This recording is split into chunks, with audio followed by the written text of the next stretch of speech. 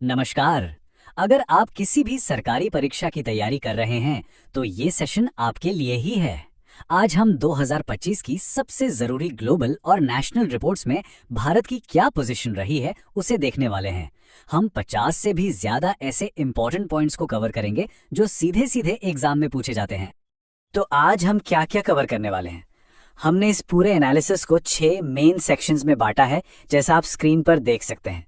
हम डिफेंस से शुरू करेंगे, फिर इकोनॉमी, इनोवेशन, सोसाइटी, एनवायरनमेंट और आखिर में नेशनल रिपोर्ट्स पर आएंगे। हम हर सेक्शन को डिटेल में देखेंगे क्योंकि हर एक टॉपिक से सवाल बनते हैं। चलिए शुरुआत करते हैं एक बहुत ही महत्वपूर्ण एरिया से, जो है डिफेंस, सेफ्टी और ग्लोबल रिस्क। ये सेक्शन हमें बताता है कि देश बाहरी और अंदरूनी तौर पर कितना मजबूत और सुरक्षित है। जब हम डिफेंस और मिलिट्री पावर की बात करते हैं तो दुनिया में 4 बड़े इंडेक्स हैं जो इसे मापते हैं। ये स्लाइड उन्हीं का एक छोटा सा स्नैपशॉट है। अब अगले कुछ मिनटों में हम इन सभी में भारत की रैंकिंग को डिटेल में समझेंगे क्योंकि ये एग्जाम के लिए बहुत ही जरूरी हैं।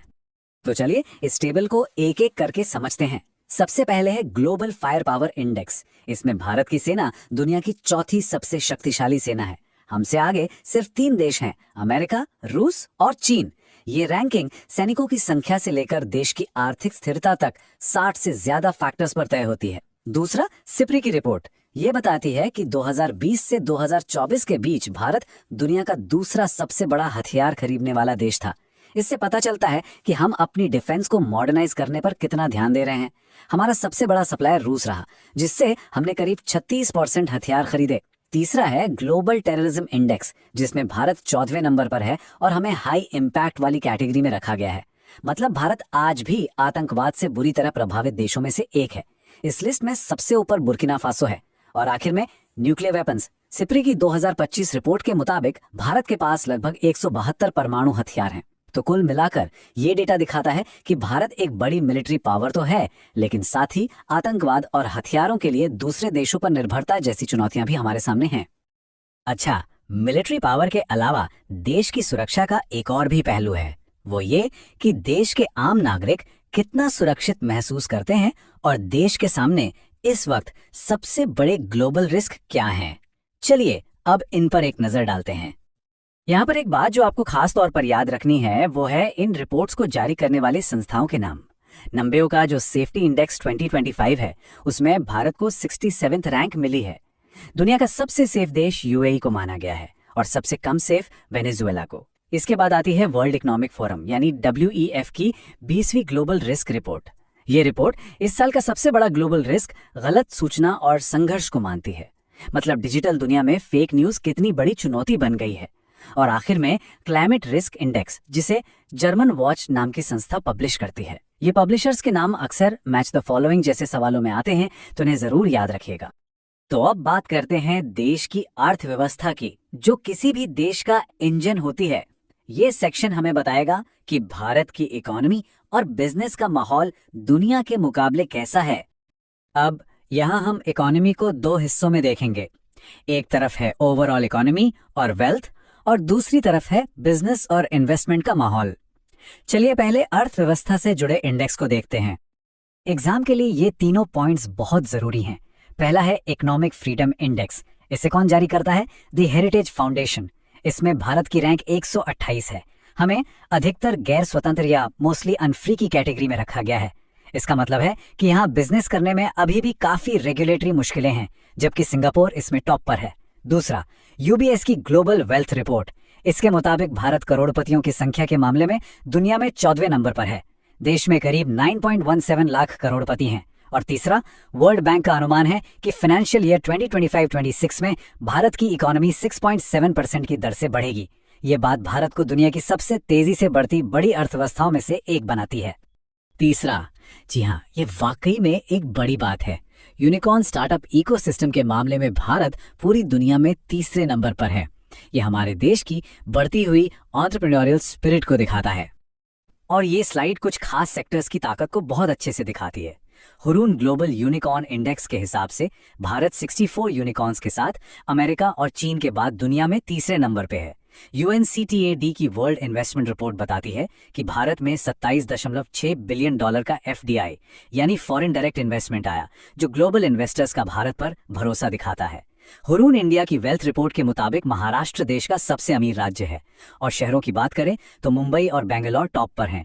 और आखिर में ब्रांड फाइनेंस की रिपोर्ट कहती है कि LIC दुनिया का तीसरा सबसे मजबूत इंश्योरेंस ब्रांड है।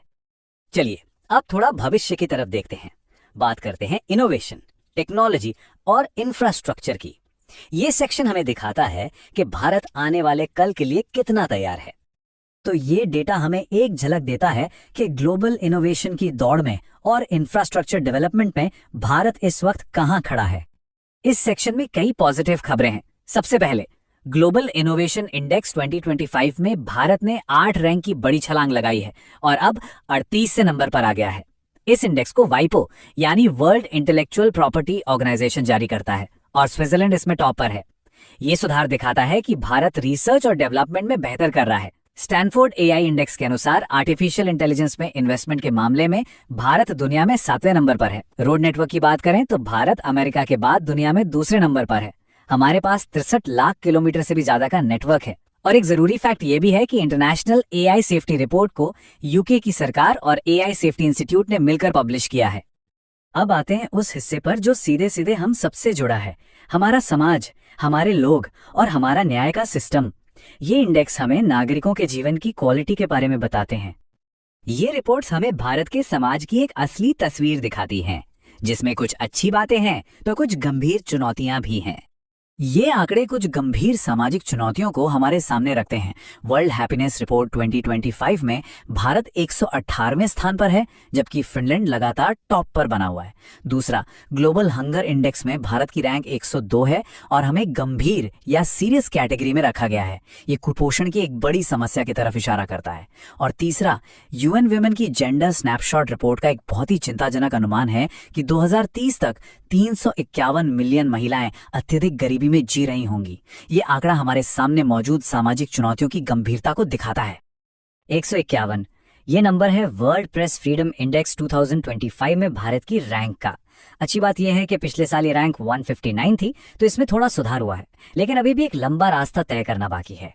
तो जैसा मैंने पहले भी कहा था, रैंक के साथ साथ पब्लिशर का नाम याद रखना बहुत जरूरी है।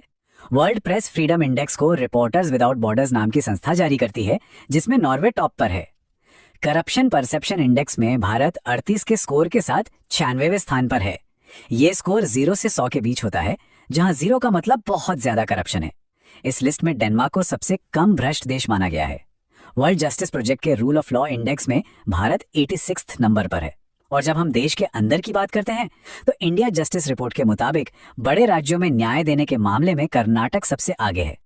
चलिए अब बात करते हैं दो और बहुत ही जरूरी पिलर्स की, हमारा पर्यावरण और हमारी शिक्षा व्यवस्था। देखते हैं कि इन मामलों में भारत की स्थिति दुनिया के सामने कैसी है। यहाँ स्क्रीन पर आप ग्लोबल क्लाइमेट रिपोर्ट्स और साथ ही देश विदेश की यूनिवर्सिटी रैंकिंग्स का एक मिक्स देख सकते हैं। यहाँ एक बहुत ही दिलचस्प कॉन्ट्रास्ट देखने को मिलता है। एक तरफ क्लाइमेट चेंज परफॉर्मेंस इंडेक्स यानी CCPI में भारत 10वें स्थान पर है, जो कि एक बहुत अच्छा परफॉर्मेंस है। मजेदार बात यह है कि इस इंडेक्स में पहली 3 रैंक खाली छोड़ी गई हैं, क्योंकि किसी भी देश ने पेरिस समझौते के लक्ष्यों को पूरा करने के लिए जरूरी काम नहीं किया है। लेकिन दूसरी तरफ IQAir की वर्ल्ड एयर क्वालिटी रिपोर्ट के अनुसार भारत दुनिया का 5वां सबसे प्रदूषित देश है और दिल्ली दुनिया की सबसे प्रदूषित राजधानी। ये दिखाता है कि क्लाइमेट चेंज की नीतियों के बावजूद जमीनी स्तर पर एयर पोल्यूशन एक बहुत बड़ी चुनौती है।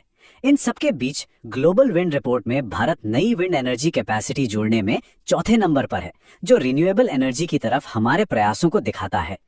एग्जाम्स के लिए नेशनल और इंटरनेशनल दोनों तरह की रैंकिंग्स में टॉप इंडियन इंस्टीट्यूट्स को जानना बहुत जरूरी है। भारत की अपनी नेशनल रैंकिंग है NIRF, जिसे मिनिस्ट्री ऑफ एजुकेशन जारी करती है।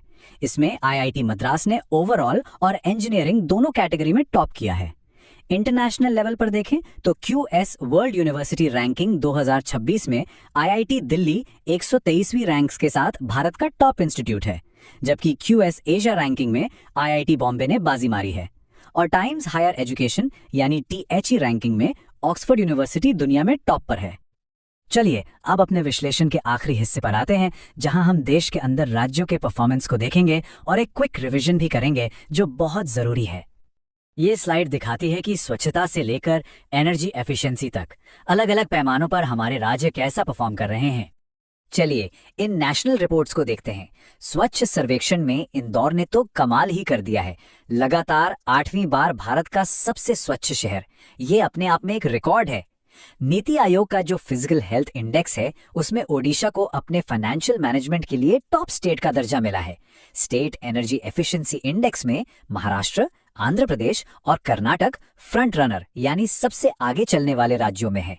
और पंचायत उन्नति सूचकांक से एक हैरान करने वाली बात सामने आई है कि देश की कोई भी पंचायत डेवलपमेंट गोल्स के मामले में अचीवर कैटेगरी तक नहीं पहुंच पाई है। ये दिखाता है कि हमें जमीनी स्तर पर अभी और काम करने की जरूरत है। चलिए अब फटाफट कुछ और जरूरी रिपोर्ट्स पर नजर डालते हैं। ये वन लाइनर्स भी एग्जाम में सीधे सीधे पूछे जा सकते हैं। एयरपोर्ट्स की बात करें तो एयरपोर्ट काउंसिल इंटरनेशनल यानी ACI की रिपोर्ट के मुताबिक दिल्ली का Indira Gandhi international airport 77 million passengers के साथ दुनिया के टॉप 10 सबसे बिजी एयरपोर्ट्स में शामिल है। इसकी रैंक है 9वीं। और अगर हम सिर्फ इंटरनेशनल पैसेंजर्स की बात करें तो दुबई का एयरपोर्ट दुनिया में नंबर 1 है। ये इंटरनेशनल ट्रैवल के लिए एक बहुत बड़ा ग्लोबल हब बना हुआ है। अब बात करते हैं रहने के लिए दुनिया के सबसे अच्छे शहरों की। ग्लोबल लिवेबिलिटी इंडेक्स के हिसाब से डेनमार्क की राजधानी कोपेनहेगन इस लिस्ट में टॉप पर है। ध्यान देने वाली बात यह है कि भारत के बड़े शहर जैसे दिल्ली या मुंबई टॉप 100 में भी नहीं है। लॉजिस्टिक्स परफॉर्मेंस इंडेक्स में भारत 38वें नंबर पर है। ये इंडेक्स ये बताता है कि देश के अंदर सामान भेजना, इंपोर्ट एक्सपोर्ट करना कितना आसान और तेज है। अच्छी लॉजिस्टिक्स किसी भी इकोनॉमी के लिए बहुत जरूरी है और इस इंडेक्स को वर्ल्ड बैंक जारी करता है। अब आते हैं इस सेशन के सबसे जरूरी हिस्सों में से एक पर, जहां से मैच द फॉलोइंग वाले सवाल बनते ही बनते हैं। कौन सी रिपोर्ट कौन पब्लिश करता है? चलिए इसे एक बार जल्दी से रिवाइज करते हैं। इस टेबल पर एक नजर डालिए। आप चाहें तो इसका स्क्रीनशॉट भी ले सकते हैं। ये एग्जाम के लिए बहुत हाई यील्ड एरिया है, जैसे world economic forum, gender gap, energy transition और रिस्क रिपोर्ट जारी करता है। World bank logistics performance index, reporters without borders का प्रेस फ्रीडम इंडेक्स और भारत में नीति आयोग फिस्कल हेल्थ और एक्सपोर्ट प्रिपेयर्डनेस इंडेक्स जारी करता है। इसे अच्छे से याद कर लीजिए। तो दोस्तों आज हमने 50 से भी ज्यादा सबसे जरूरी डेटा पॉइंट्स को कवर किया है। उम्मीद है कि यह पूरा एनालिसिस आपके करंट अफेयर्स की तैयारी में बहुत मदद करेगा। आपकी आने वाली परीक्षाओं के लिए बहुत बहुत शुभकामनाएं। ऐसे ही और जानकारी से भरे एनालिसिस के लिए एजू सचिन चैनल के साथ जुड़े रहें। देखने के लिए आपका बहुत बहुत धन्यवाद।